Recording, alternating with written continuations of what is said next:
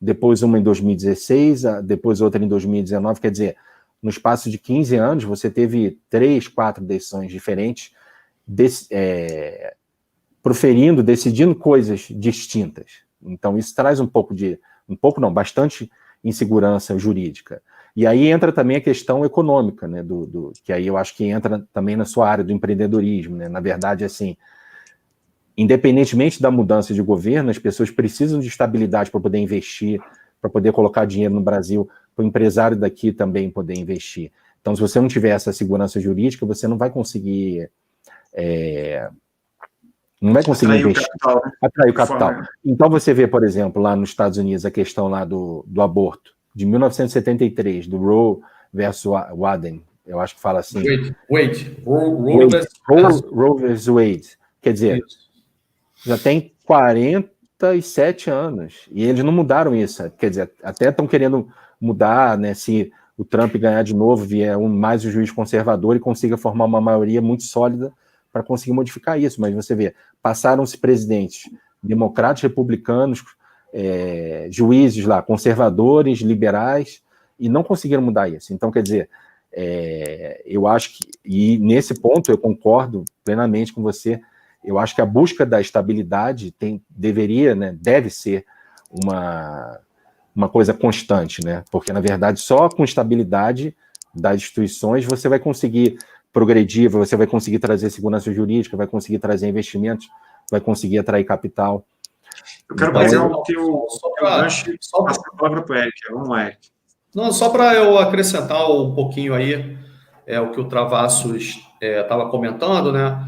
O Brasil, a gente está na construção desse sistema de precedentes aí, justamente visando você conseguir conferir, né, segurança jurídica, né, para as decisões que tem aqui. Quer dizer, desde o CPC, né, de Código de Processo Civil de 1973, isso já vem acontecendo algumas iniciativas nesse sentido, que estavam sendo feitas no âmbito da jurisprudência, e com o Código de Processo Civil que foi aprovado, que entrou em vigor que foi aprovado em 2015, que entrou em vigor em 2016, a gente tem ali uma construção do sistema de precedentes que ele vai além, por exemplo, do que o Travassos comentou, a questão das súmulas vinculantes, né? Você tem hoje em dia os acordos repetitivos, né? Então, quando você tem uma situação que se repete muitas vezes na justiça, nas instâncias ordinárias, isso vai para os tribunais superiores, e os tribunais superiores selecionam os pontos, os processos mais relevantes que tratam daquele tema e fazem o julgamento, né? Os demais processos, separam os processos mais relevantes, deixam os outros processos suspensos, né? E quando esses processos mais relevantes são julgados, essas decisões elas são reproduzidas nas instâncias inferiores, entendeu? Então, esse sistema de precedentes no direito brasileiro está começando a ser construído agora, muito na ideia daquilo que o Travassos falou, né? A questão da nossa democracia ser uma democracia jovem, né? A gente ter uma Constituição recente, né? Historicamente recente, né? Se for comparada, por exemplo, com a Constituição americana, né?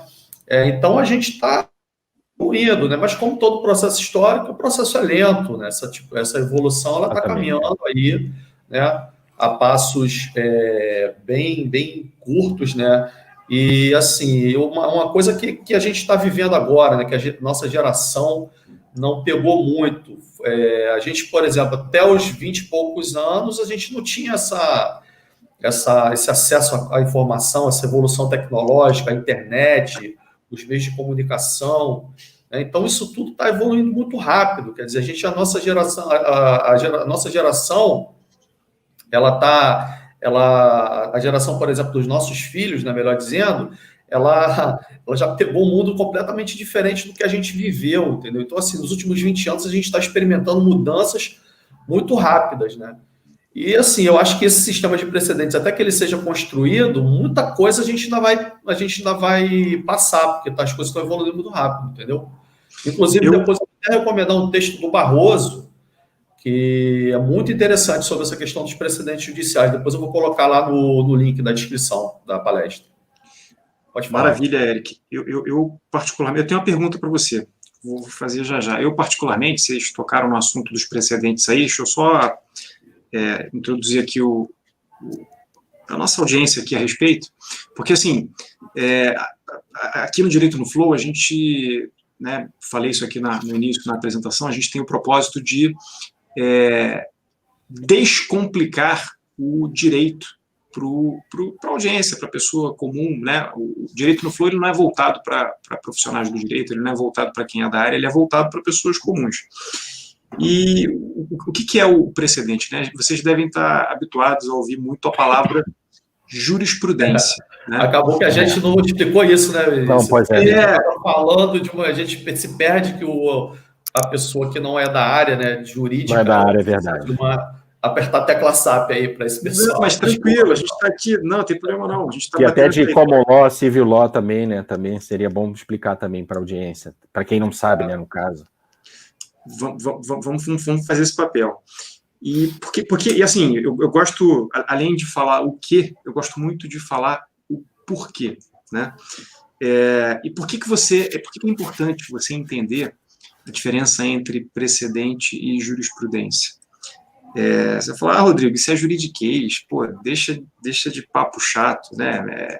Eu não sou advogado, eu vou contratar um advogado para resolver esses problemas para mim, eu não preciso disso. E aí eu vou te falar que quando você faz isso, você está abrindo mão de exercer aquele poder que, num primeiro momento, está com você mesmo nas suas relações, para poupar muito tempo, dinheiro e desgaste. Né? Então, se você evita a necessidade de um conflito amadurecer e caminhar para a seara negativa de um conflito, que é quando as pessoas param de se falar, e aí normalmente é nesse momento em que os advogados são acionados e que aquela diferença de posições vira um conflito judicial, aí você já está roubado, aí você já está apagando incêndio, você já não está prevenindo incêndio, né? E por que essa questão, então, respondendo a pergunta que eu mesmo coloquei aqui, por que essa diferença entre jurisprudência e precedente é importante? Jurisprudência são só decisões reiteradas, decisões repetidas, decisões que se repetem várias vezes sobre um mesmo assunto no decorrer do tempo. E aquilo demonstra uma tendência de como provavelmente pode vir a ser julgado o seu caso concreto se ele se tornar um processo judicial.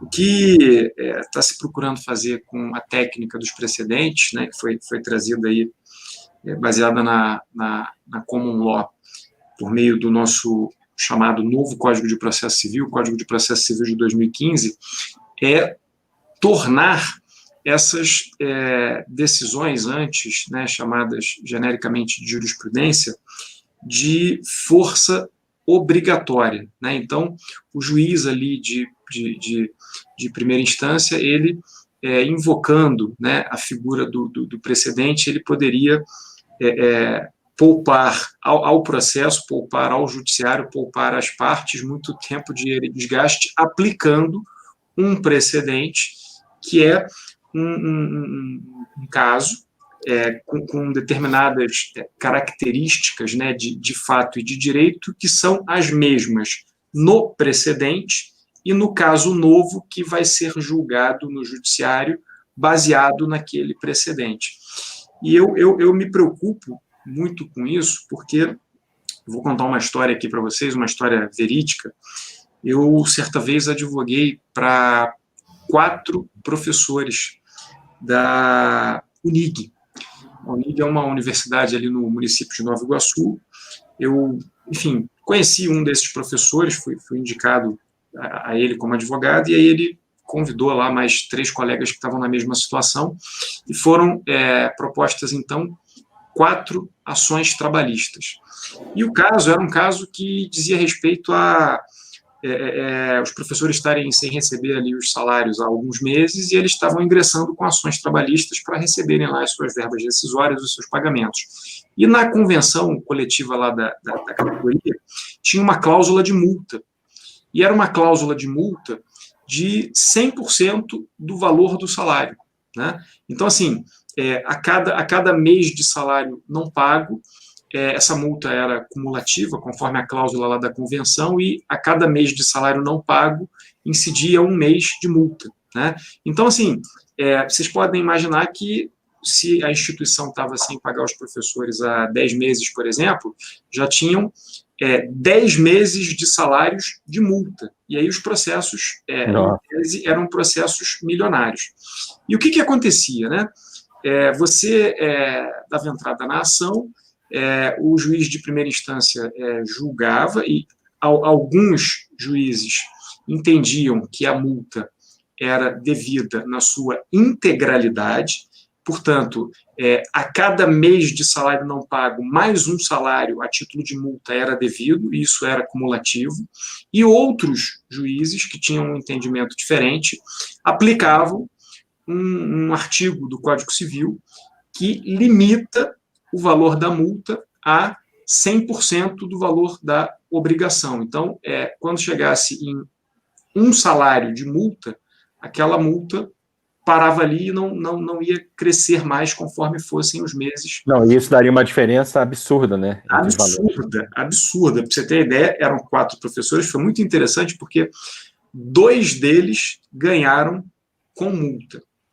Então, e os outros 2 não ganharam. Então, era assim, 2 deles tinham uma execução a ser feita milionária, né, da ordem de 2 a 3 milhões de reais, cada um, e outros 2 ficaram ali na casa dos 150 mil a 300 mil, porque cada um tinha um perfil diferente. Então, a condenação foi de 180, o outro 300, o outro, acho que 700 mil, e o outro chegou a, acho que 3 milhões e pouco.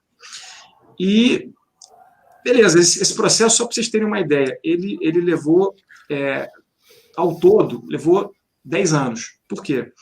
Eram muitas ações. Eu representava só 4 professores ali naquela situação, mas eram milhares de processos. Essa situação é conhecidíssima ali em Nova Iguaçu, enfim.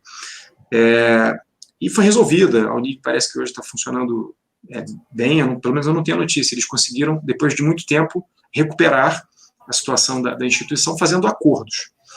Então, e aí vou entrar na questão do judiciário, né?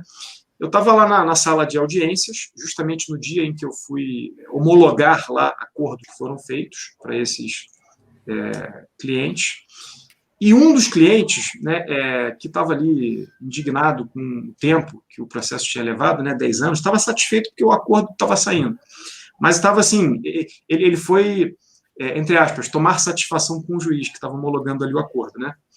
E aí foi interessante, eu achei super interessante, porque assim, e eu deixei ele à vontade para fazer isso, porque às vezes o advogado, né, ele fica ali como pivô de uma situação muito delicada, né, porque ele administra a ansiedade do cliente em relação à expectativa que esse cliente tem quanto ao funcionamento do judiciário e à entrega ali dos seus direitos, né. E o advogado encontra, por óbvio, limitações para poder exercer ali a sua função. Ele vai até o limite do proceder dele, né? Ele não pode ir além, né? Tem a parte que ele faz, tem a parte que o juiz faz, tem a parte que o serventuário lá do cartório faz, e assim, cada um faz um pouquinho e o resultado sai. E aí ele chegou para o magistrado lá num determinado momento e falou assim, por que o processo leva tanto tempo? E, enfim, teve a condenação, por que não pagou e tal? Aí o juiz lá do trabalho chegou e virou para ele e falou numa boa, foi uma conversa assim muito descontraída, falou, olha só, o juiz hoje, né, e aí o juiz estava, de certa forma, fazendo até um desabafo. O juiz hoje é um gestor de processos. Ele falou assim, né? E o que ele quis dizer? Ele quis dizer que... E ele não só quis dizer, como ele falou. Ele verbalizou isso. Ele falou assim, o juiz não se ocupa de cada um dos processos individualmente. Então, ali ficou muito clara para mim, pelo menos por parte daquele respectivo magistrado, uma diretriz no sentido de que o direito, pela perspectiva do judiciário, manifestada por aquele juiz, não posso falar em nome do Poder Judiciário, tampouco sou membro do Poder Judiciário para falar em nome o comprometimento do direito, do Poder Judiciário, naquele caso ali, não seria com a justiça. Seria com uma ordem, assim entendida, conforme um certo ativismo judicial, do Poder Judiciário. Em parte, penso que sim, porque diante ali de milhares de ações, eu ouvi desse magistrado ele falar o seguinte, que ele citou um exemplo, ele falou assim, olha, nós tem um advogado aqui, aí falando de um outro processo, que o cliente dele tem um crédito de 5 milhões para receber. E ele toda semana fica atravessando petição aqui, para executar. E eu não consigo atender aquilo. Ele não falou exatamente isso, né, que não consegue atender, mas ele disse alguma coisa do tipo, eu não fico apreciando todas as petições a tempo e a hora, porque na visão daquele magistrado ali naquele momento não vai levar a lugar nenhum. Então, isso, de certa forma, já é, não sei se dá para dizer que é algum ativismo, mas assim, entenda, pela perspectiva de quem tem um direito, de quem tem um crédito e quer ver a coisa ser feita e está se valendo das leis processuais para ver a coisa ser feita, e aí encontra uma resistência por parte do sistema, porque o sistema está administrando o tempo para aquela instituição poder respirar e ver o que vai acontecer e, de certa forma, forçar um acordo. Forçar não no sentido de obrigar a um acordo, mas de tentar conduzir aquela questão para que vários acordos sejam feitos. Foi o que aconteceu. Então, assim, eu me pergunto, até que ponto isso é legítimo? E aí aqui eu quero trazer um dado e quero fazer uma pergunta para o Eric, porque eu sei que ele tem bagagem nessa parte. O dado que eu quero trazer é o seguinte, o judiciário, ele, por meio lá do Conselho Nacional de Justiça, há um relatório que é publicado todos os anos, que é o Justiça em Números. E dados do Justiça em Números de 2019 trouxeram um volume de feitos, processos processados, feitos processados, de 197 milhões. A totalidade dos juízes no Brasil é de aproximadamente pouco mais de 18 mil juízes. E os serventuários, aqueles que auxiliam os juízes ali no exercício das suas funções nos respectivos cartórios, são pouco mais de 200 mil. Eu acho que é uma conta boba que a gente faz aí, humanamente, materialmente, impossível, é improvável, não vou dizer que é impossível, pode ser até que seja possível, mas eu não acredito que seja, mas é pouco provável que cada magistrado individualmente consiga processar. Posso trazer só mais um dado? Pode, claro. Eu já li sobre isso. Cada ministro do Supremo tem de 10 a 11 mil processos. Eu não sei quanto que eles julgam por ano. A Suprema Corte Americana julga por ano de 40 a 80 processos.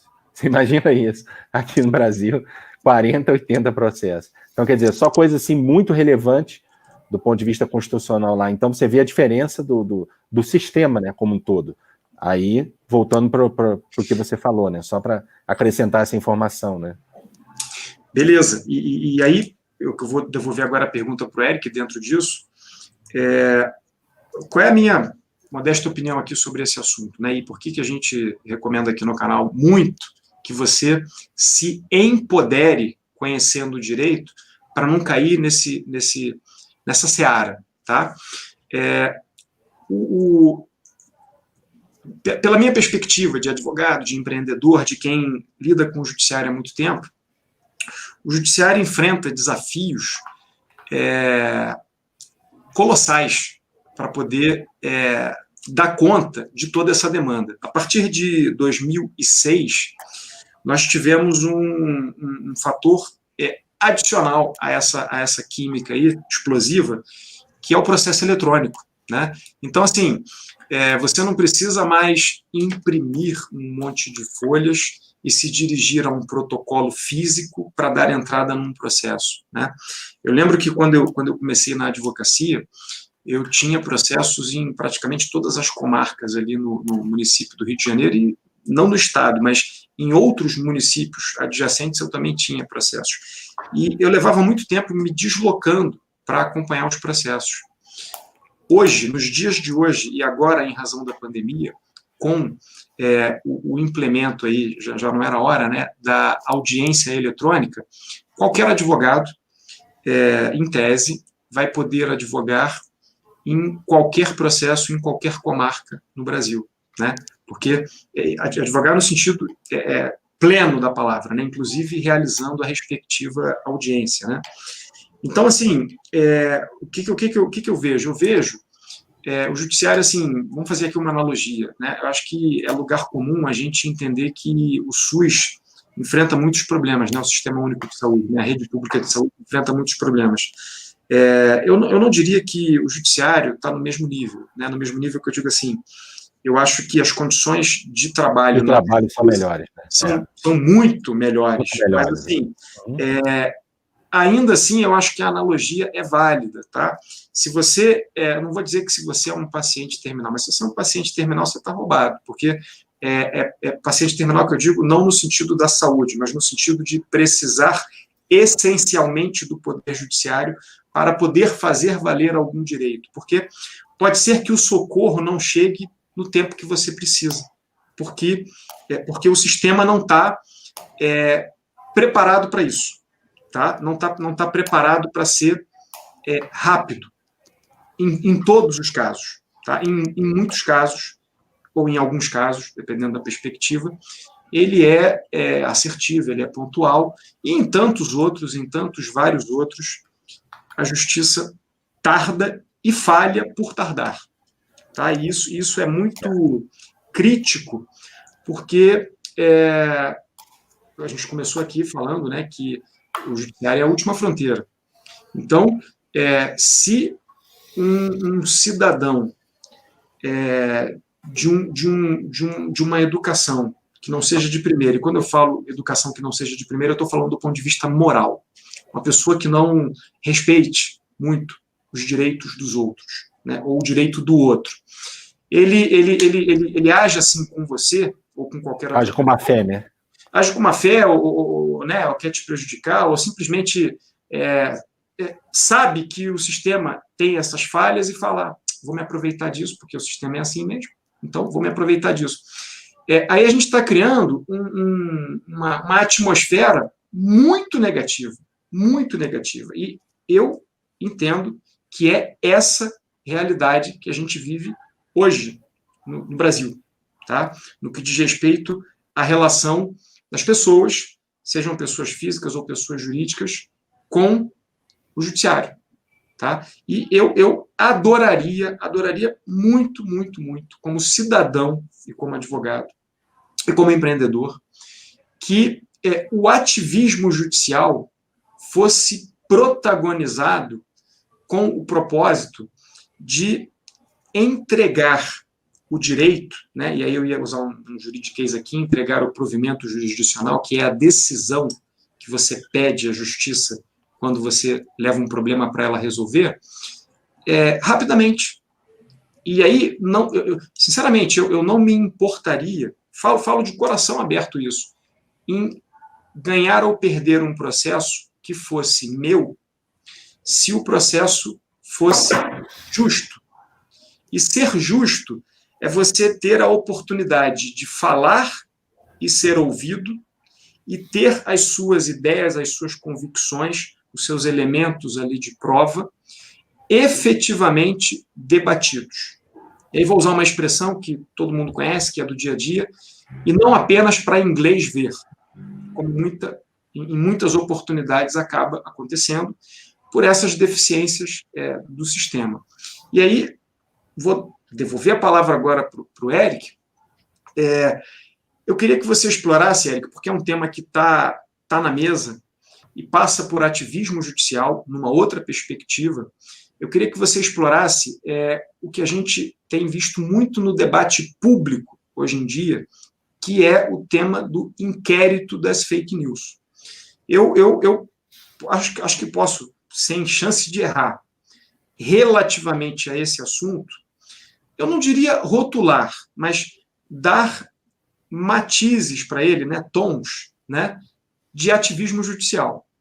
Pode até não ser, mas vamos nos permitir aqui, para fins de debate, né, darmos esse tom de ativismo judicial. Então, o que eu queria que você dissesse aqui? Pode ser que a gente tenha, não acredito, mas pode ser que a gente tenha alguém aqui que não esteja tão por dentro do que seja o inquérito das fake news, de qual é o estágio atual desse assunto, na pauta, né, do Supremo Tribunal Federal, e eu queria a tua opinião, embasada aí, de para onde você acha que isso vai caminhar, Eric? Como é que você acha que isso está andando? Como é que você acha que isso está sendo percebido pela sociedade brasileira? Fala para a gente aqui, conta um pouco sobre a tua perspectiva aí em cima desse assunto, para a gente poder conversar sobre isso aqui. Pessoal, boa noite, tá? Meu nome é Eric Fagundes, né? O Benício já deu uma introdução. Nós somos amigos há muitos anos, né? Conheço ambos aí na faixa de 29, 30 anos.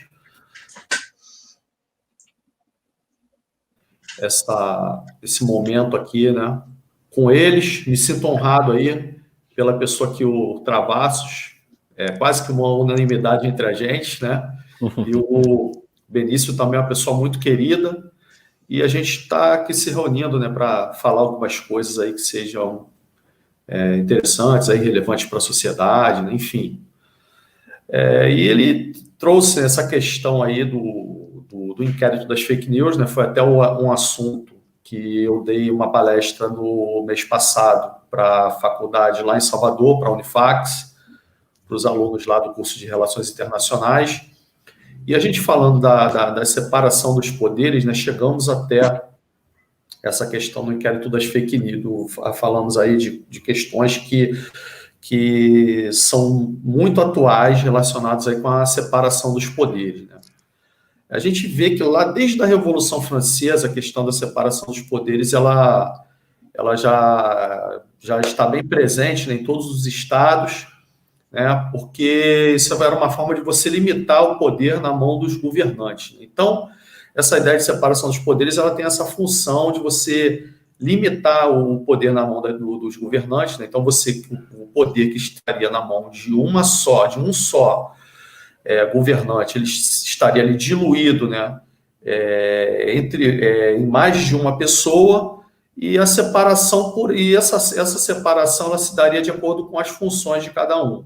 Então, a gente teria aí nos poderes do Estado a divisão em 3 principais funções, né, que seria a função executiva, que é, no caso de administrar, né, que cabe ao poder executivo, a função legislativa, né, que é atribuída aí ao processo ao nosso poder legislativo, né, que aqui no caso do Brasil ainda tem até bicameral, e o poder judiciário é quem caberia em julgamento, né? Então, assim, você teria ali um cargo um poder executivo, né, nas mãos de um governante, uma pessoa que estaria encarregada de administrar. Você teria o poder legislativo, que elaboraria as leis que iam reger essa sociedade, e você tem o poder judiciário que aplicaria essas leis. Então, essas 3 funções típicas, né, elas visam justamente você desconcentrar o poder, quer dizer, você não poderia, por exemplo, o executivo acumular a função do legislativo, porque senão ele governaria, ele criaria as leis e ele mesmo governaria, quer dizer, se tornaria uma coisa assim disfuncional, né? A mesma coisa também é o poder judiciário acumular o legislativo ou executar, quer dizer, como é que você poderia, por exemplo, executar, administrar e caso acontecesse algum problema, você mesmo fazer o julgamento? Então, assim, não caberia, né?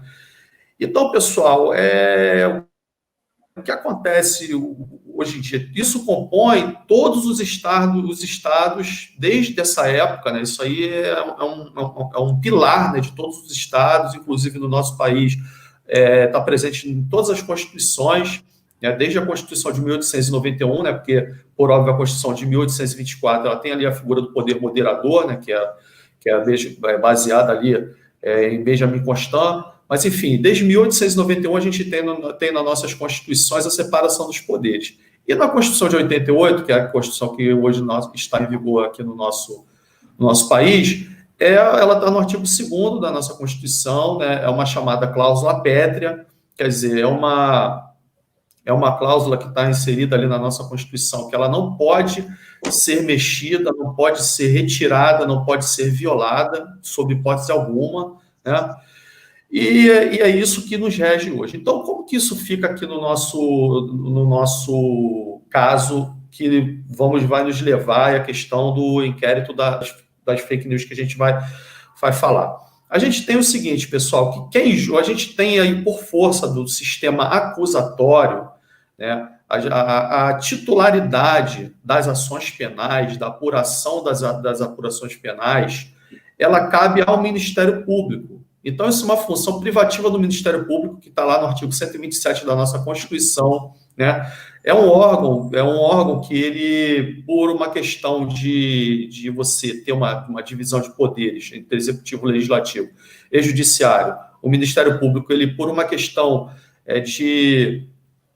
de organograma, ela está ali na árvore do poder executivo, mas é uma instituição independente, né? E essa instituição, ela recebe uma atribuição originária da Constituição, que é a titularidade da ação penal. Então, você tem ali que o Ministério Público, ele é o titular da ação penal, ele é o que representa a sociedade, né? Então, quando alguém comete um crime, né, quem processa essa pessoa pelo crime não é a vítima.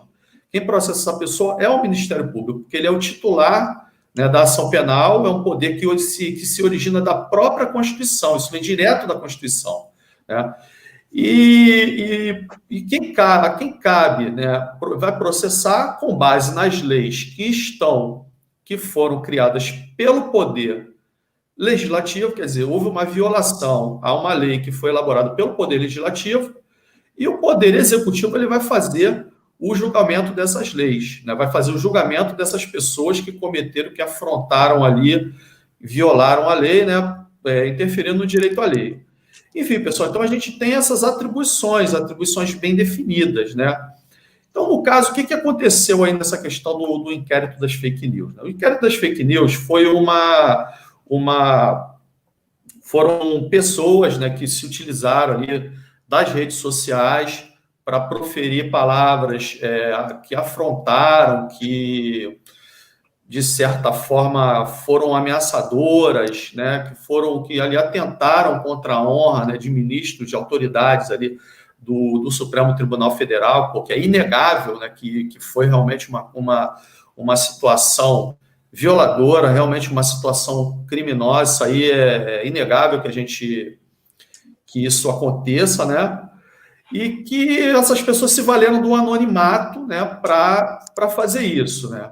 Então, vindo lá para a nossa Constituição, o que a nossa Constituição ela coloca? Ela coloca que é assegurado a liberdade de expressão, né, a livre manifestação do pensamento, né, sendo vedado o anonimato. Então, assim, não é proibido você falar as coisas, você ir para as redes sociais e falar alguma coisa.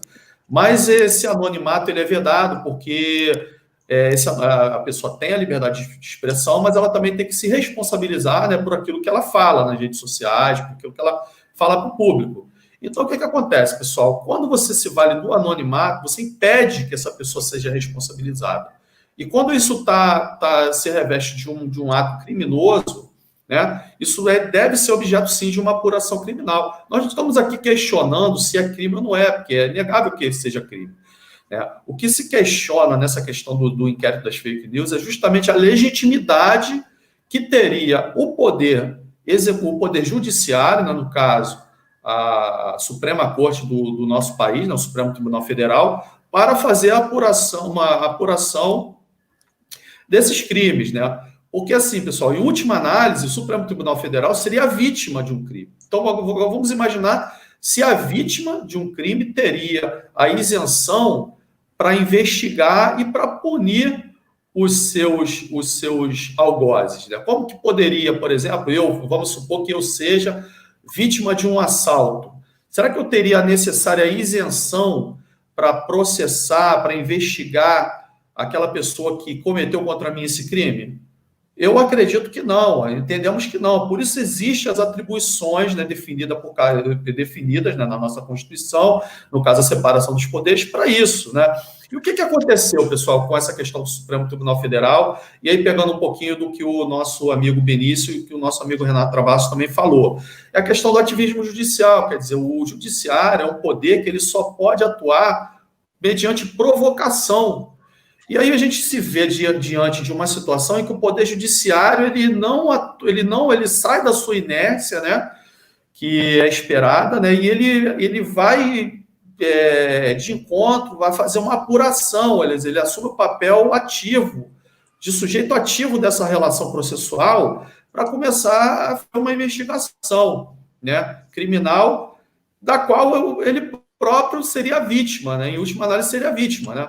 Então, por exemplo, o que foi utilizado como base jurídica para isso? A gente tem lá o regimento interno do Supremo Tribunal Federal, né, que é uma norma que, em partes, ela foi recebida como regimento, né, como norma infraconstitucional, e em outras partes também foi recebida como lei. Né? Então, você tem uma recepção aí, né, quando a Constituição entrou em vigor, né, você teve uma recepção, a norma, parte do regimento foi recebida como lei, parte como norma infraconstitucional. E aí, o que acontece? O regimento interno do Supremo Tribunal Federal, ele traz lá no seu artigo 43, ele traz o seguinte, ó, ocorrendo infração à lei penal na sede ou dependência do tribunal, o presidente instaurará inquérito se envolver autoridade ou pessoa sujeita à sua jurisdição, ou delegará essa atribuição a outro ministro. Então, isso existe uma previsão no regimento interno do Supremo Tribunal Federal para apuração de crimes que ocorram nas dependências do tribunal. Mas o que aconteceu nessa questão dos crimes aí? Esses crimes eles foram cometidos nas redes sociais, então você não consegue definir o local exato onde aconteceu esse crime. Tá? E o local do crime, né, para aqueles que atuam na área criminal, é um dado importante, porque o local do crime você vai pensar a competência da autoridade policial e da autoridade judiciária que vai apurar aquele crime. Então, quando você não tem ali o local do crime, fica uma coisa muito em aberto, você não tem. E aí, o que aconteceu? Então, o seu presidente do Supremo Tribunal Federal, o ministro Dias Toffoli, ele entendeu que, tendo sido crime cometido na internet, né, esse crime estaria sendo cometido nas dependências do Supremo Tribunal Federal e ensejaria a atuação, a apuração por parte do Supremo Tribunal Federal em relação a esses crimes. Né? Então, quando você faz isso, ele atraiu para si a competência para a apuração desse crime, né? Excluiu aí essa competência do Ministério Público, né, que é o titular da ação penal, quer dizer, o Ministério Público ele foi retirado dessa questão e o Poder Judiciário assumiu o protagonismo dessa investigação. Né? Bom, vou ser breve porque a gente tem pouco tempo aqui, né, mas só para fechar, né, essa questão, isso foi muito debatido, né, tem sido muito debatido. Com certeza isso é uma afronta, inclusive, a meu ver, a separação dos poderes do Estado, né, que eu entendo que isso deve ser respeitado, né, essa atribuição do Ministério Público. Inclusive, o Ministério Público, na época, pediu o arquivamento desse inquérito, né, e isso não foi acatado. E, recentemente, em junho, esse inquérito ele foi validado pelo Supremo Tribunal Federal. O único ministro que votou contra foi o ministro Marco Aurélio, e esse inquérito ele prossegue, né? Então você vê que assim, o inquérito prossegue ao arrepio da defesa dos acusados, dos imputados, né? Então a defesa não está tendo acesso às peças processuais, às peças de informação do inquérito. O próprio Ministério Público também não está tendo acesso, porque é o inquérito que está sendo está sob sigilo. Esse inquérito ele não sofreu a livre distribuição. Quer dizer, o presidente do Supremo Tribunal Federal, o ministro Dias Toffoli, ele abriu esse inquérito, mas ele não distribuiu, não fez uma livre distribuição, sorteio desse inquérito. Ele escolheu o excelentíssimo senhor ministro Alexandre de Moraes para presidir o inquérito, né? E o inquérito ele é um inquérito sigiloso, quer dizer, a gente volta aí, né, a como era antigamente no estado de exceção, né? que as pessoas tanto reclamam, né, do estado de exceção que a gente teve na época de 1964, e parece que nós estamos voltando a isso, né, com repressão às liberdades individuais, né, os princípios básicos que norteiam aí a ação penal, entendeu? Então, eu espero ter trazido um panorama curto aí, né? A gente já não tem tanto tempo, mas muito obrigado. Obrigado pela tua fala. O que a gente está propondo aqui, gente, para que fique bem claro isso, assim, a gente está propondo...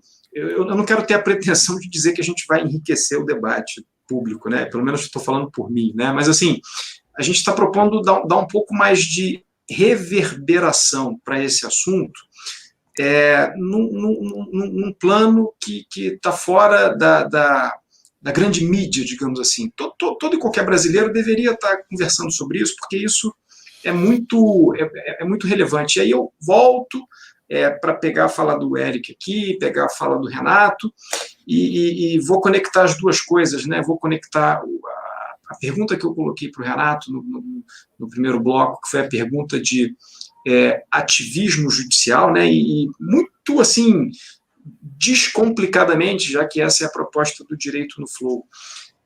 Ativismo judicial é você tomar partido com posições pessoais ou não, né? As posições acabam sendo sempre pessoais, mas assim, o que eu quero dizer é o seguinte: a única coisa que um magistrado deve perseguir ao proferir uma decisão por um determinado processo, qualquer que seja, é a aplicação do direito. Agora, se ele faz qualquer outra coisa que não seja isso, e ele dá voz dentro daquele processo para pessoas que não sejam partes e para interesses que não estejam sendo legitimamente e legalmente discutidos ali dentro do processo, isso, na minha perspectiva, está, no mínimo, estranho. Pode até não estar errado. Só uma parte, rapidinho. Inclusive isso, não sei se você colocou o link aí do texto do professor Eros Grau. É exatamente o que ele fala. Exatamente o que ele fala. É meio que a conclusão, você está falando é a conclusão, e eu também concordo com vocês dois, né? No caso, com o Eric também. Maravilha, excelente a tua contribuição, e pegando ela, o que acontece? Existem, assim, o direito nunca vai ser, e é importante, você que está ouvindo a gente, e de repente não é da área, né? O direito nunca vai ser uma ciência exata, não é.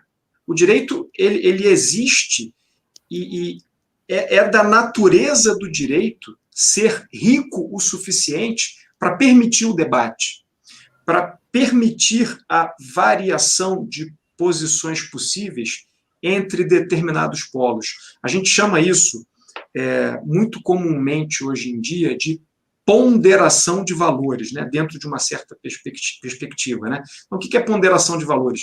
Às vezes você está diante de uma situação em que ambos os lados estão protegendo valores legítimos. Por exemplo, um pode estar protegendo a vida, o outro pode estar protegendo a liberdade. E é claro que quando o Poder Judiciário ali representado, né, pela atuação do juiz ou da juíza, profere uma decisão, entrega uma decisão, ele vai estar se posicionando por um ou por outro, ponderando, né, aqueles valores e, conforme o caso ali, declarando quais são as suas razões para entender que, naquele caso concreto, um determinado valor deva prevalecer sobre outro determinado valor. Mas o que eu estou destacando aqui para vocês é que muitos são os casos em que você tem valores legítimos sendo protegidos dos dois lados. E a justiça, o judiciário, tem que tomar uma decisão. Isso é aceitável, isso é razoável. Isso não tem problema nenhum com isso. O problema, é aí que eu queria tocar no ponto, e pegar o que o Eric colocou aqui. E essa fala minha não é de hoje. Eu estou na advocacia aí há mais de 20 anos, como advogado há 20 anos, né? Na condição de advogado há 20 anos, mas na condição de estagiário já desde o início da faculdade. Então, eu lido com o direito há muito tempo. E tem uma frase que eu uso muito, que é a seguinte: uma decisão judicial, qualquer que seja, ela só precisa de um pretexto. E quando eu falo isso, eu falo com o maior respeito. Eu não estou aqui apontando nada nem ninguém. Eu só estou querendo dizer o seguinte, que o direito comporta tudo. A argumentação jurídica, né? No empreendedorismo, a gente tem uma máxima também, que é o seguinte, o papel aceita tudo. Né? Quando um empreendedor novato vem te pedir dinheiro para o negócio novo dele, ele tem uma startup aqui, bota dinheiro no meu negócio, e ele vem com aquele modelo de negócios, aquele plano de negócios, né? Aquele business plan bonito, lindão, e ele ali vai ser super lucrativo, né? Basta ver lá o Shark Tank, né? O pessoal chega lá falando dos seus negócios e tal, e os negócios são sempre maravilhosos, vão dar sempre muito resultado. E aí a gente diz o seguinte, que o papel aceita tudo. Né? Quando você vai escrever alguma coisa e dizer que alguma coisa vai funcionar de um determinado jeito, é muito diferente de você testar aquela situação na prática e aquilo dar certo ou dar errado. Então, é nesse sentido que eu estou traçando um paralelo com a atividade judicial. Todo e qualquer juiz ou juíza, ou todo e qualquer julgador, para a gente não ficar só no judiciário, aí, enfim, alguém que esteja exercendo a função de dar uma decisão sobre um determinado assunto, ele pode decidir do jeito que ele quiser, se ele usar os pretextos certos. Então, ele se ampara num argumento X ou num argumento Y, fundamenta, né, ali com base nas... Se a fundamentação é boa ou ruim, é outra história. O que eu estou querendo dizer é o seguinte, é que você vai encontrar jurisprudências de todos os tipos. Né? Então, não é numa única decisão num único tipo de decisão que a gente vai encontrar segurança jurídica. Isso não existe. Não existe porque a sociedade muda, o tempo não para e as pessoas mudam. É pelo fato das pessoas mudarem que a sociedade muda. Então, mudar de opinião, mudar de posição não é errado, não é feio. Mas peraí, você está mudando de posição por quê? Você está mudando de posição porque você observou aqui as circunstâncias, observou os elementos que integram, que compõem, né, esse caso ou esses casos, e viu a coisa por uma outra perspectiva, beleza. Mostra que a tua posição é essa, indica os seus fundamentos e vamos para o debate. Agora, não, eu estou dando essa decisão porque por casuísmos, eu tenho né? interesse que o fulaninho se dê bem, ou eu tenho interesse que o mercado tal tenha um bom desempenho. Peraí. Aí não dá. Poder judiciário não existe para isso. Aí eu não posso aceitar. Então, eu sou o partidário de buscarmos sempre a garantia de um processo justo. Eu queria chamar a atenção, e aí nessa linha foi que o Érico falou aqui. As críticas que ele fez, né, críticas jurídicas, críticas ponderadas ao inquérito das fake news, foram críticas baseadas numa atuação do órgão julgador, vamos dizer que atípica, né, nessa matéria, atípica. Eu acho que a gente não tinha visto até então caso semelhante. Vale lembrar aqui, quero lembrar aqui o seguinte, inquérito realizado nessas bases em que o Eric colocou, que é público e notório isso, está sendo falado aí por todo mundo, e onde já foram decretadas prisões de natureza processual, mas prisões, né, restrição de liberdade, um valor que é garantia fundamental na Constituição Federal. Então, um inquérito no âmbito de uma corte que existe para garantir a observância à Constituição, que é o documento, é a sede onde se encontram listadas e protegidas as garantias fundamentais, e garantias fundamentais sendo relativizadas nesse âmbito. A questão da não livre distribuição, né? Até em primeira instância, você tem um processo randômico de distribuição dos processos, para que não haja ali um clientelismo com o Poder Judiciário. Ah, não, eu sei que esse juiz julga desse jeito, então eu vou distribuir a ação para a vara desse determinado juiz aqui, para o cartório ali, que entende desse jeito. Não, a distribuição é livre. Isso faz parte da garantia da segurança jurídica. E a gente falou de liberdade física, né, liberdade de ir e vir, e também da liberdade de expressão. Semana passada, 16 contas foram retiradas do ar por determinação judicial. Não estou entrando no mérito aqui de quem são as contas, de quem deixa de ser. Isso não me parece ser o mais relevante nesse momento, porque existem meios legais e legítimos de se combater quaisquer manifestações de vontade que tenham extrapolado os limites do diálogo razoável e tenham violado direitos alheios.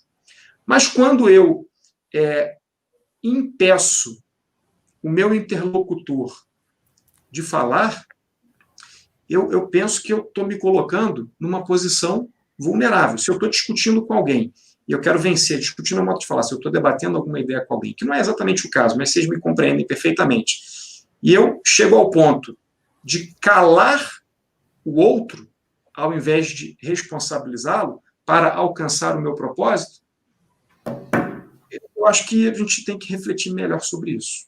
Muito. A sociedade brasileira tem que refletir um pouco melhor sobre isso. E, para não fugirmos do propósito do direito no flow, o propósito do direito no flow não é discutir política, não estamos aqui discutindo política, não é discutir a fundo o processo constitucional.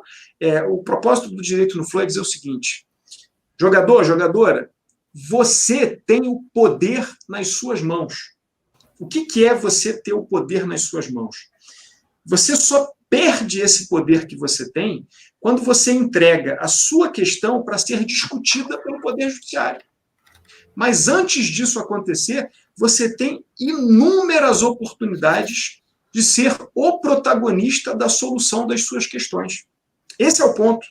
Esse é o ponto que eu coloco aqui todos os dias, em todas as lives, em todas as nossas manifestações. E quando você faz isso, você está poupando tempo, dinheiro e desgaste. Eu sempre bato nessa tecla. Então, você está sendo muito inteligente fazendo isso. E, além de estar sendo muito inteligente, você está contribuindo com o país, você está contribuindo com a sociedade. O Poder Judiciário está pedindo socorro. Socorro do ponto de vista da quantidade de processos, de demandas com as quais ele é obrigado a lidar. Né?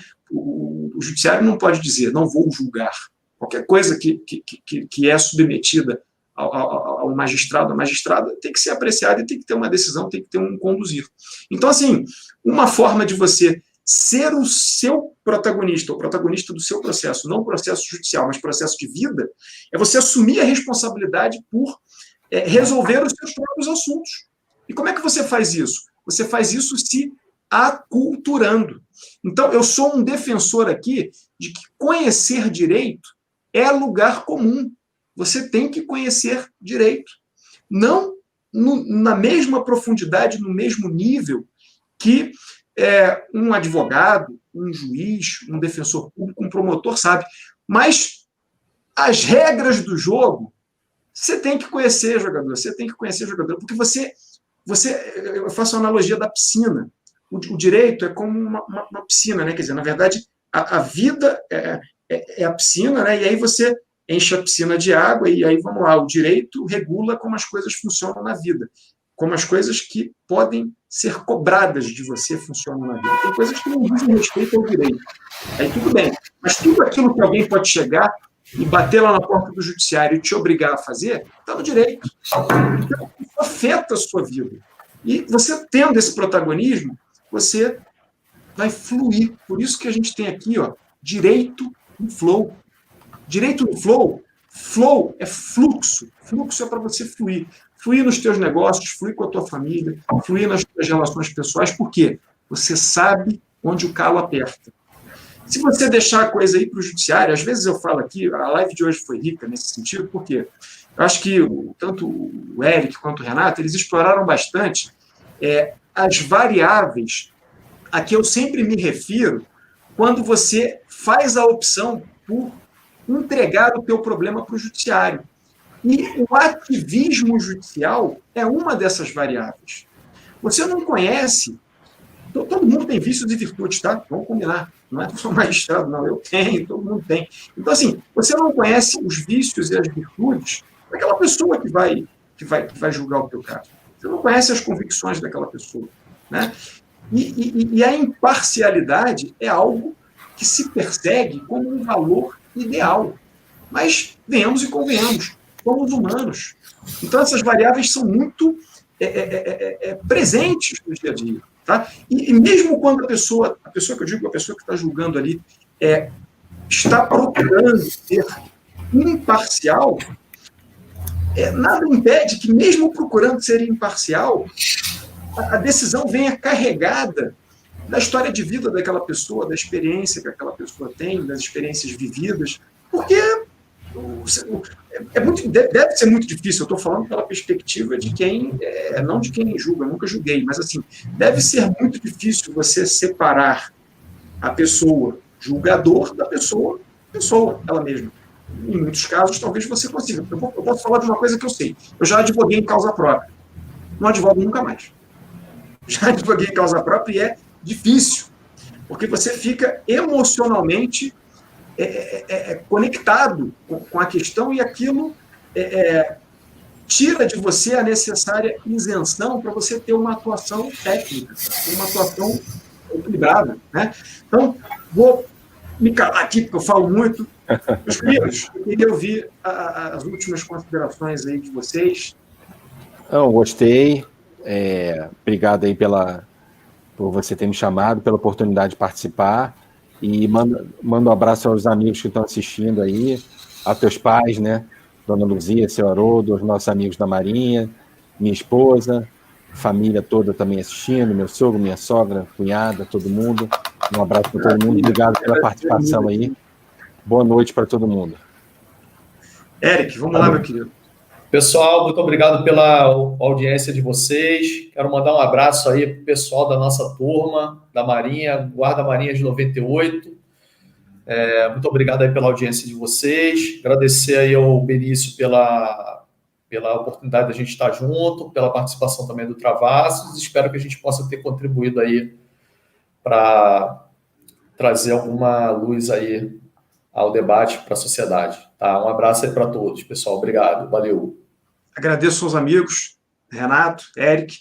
Na próxima quinta-feira, nós estaremos aqui de volta às 19h07, às 7h07, com um outro tema relevante sobre direito, empreendedorismo ou imóveis, para a gente bater esse papo aqui legal. Se você gostou, compartilha com os amigos, compartilha com os colegas, compartilha no sentido de levar essa discussão a outras pessoas.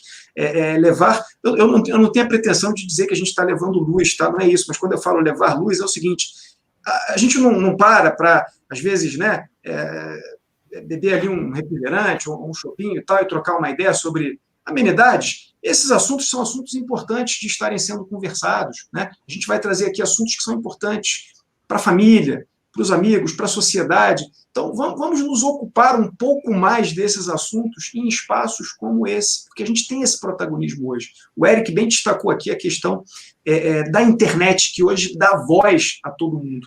E eu estou, sinceramente, muito feliz por ter todos vocês aqui, e a menção que foi feita aqui às famílias, né? As famílias estão sempre acompanhando aqui as nossas lives, e eu acho isso muito, muito legal.